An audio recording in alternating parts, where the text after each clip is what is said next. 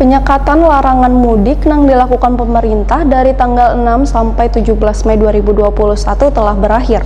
Namun berbagai macam upaya untuk menahan laju gelombang warga yang ingin masuk maupun keluar dari Kalimantan Selatan terus dilakukan. Salah satunya di Terminal Penumpang Trisakti Banjarmasin, Banjarmasin, penumpang harus bisa memperlihatkan surat hasil rapid test antigen atau bebas COVID-19. Pemirsa, inilah kabar selengkapnya. Penyekatan larangan mudik yang dikeluarkan pemerintah dari tanggal 6 sampai dengan 17 Mei 2021 telah berakhir. Namun berbagai macam upaya untuk menahan laju gelombang warga yang ingin masuk maupun keluar dari Kalimantan Selatan terus dilakukan. Salah satunya di Terminal Penumpang Trisakti Banjarmasin, Banjarmasin.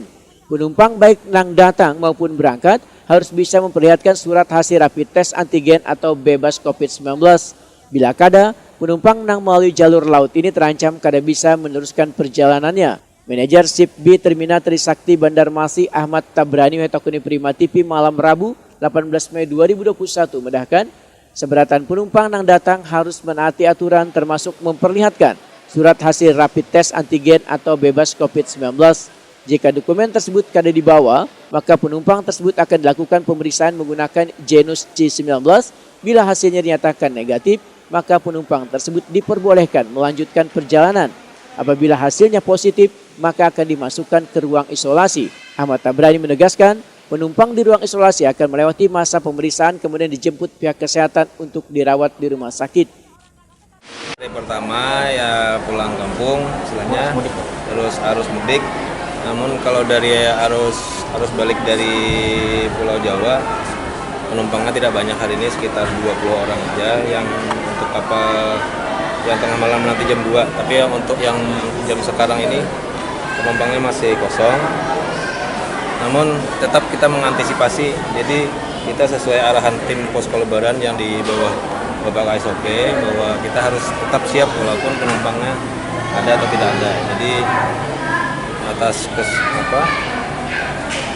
kesepakatan bersama bahwa kita sudah siapkan seperti yang ruangan yang kita sampai tunjukkan tadi bahwa itu adalah pengecekan surat dokumen yang harus mereka tampilkan. Namun bila dokumen itu mereka tidak bawa, kita telah siapkan ruang di sebelah Bapak ini, ruang untuk antrian untuk kita akan genos kembali. Setelah genos itu dinyatakan negatif, penumpang yang baru datang itu boleh pulang. Namun kalau dinyatakan positif, kita nanti tempatkan lagi ke tempat yang terperhatikan tadi, ruangan isolasi. Nanti pihak dari kesehatan akan menjemput nanti.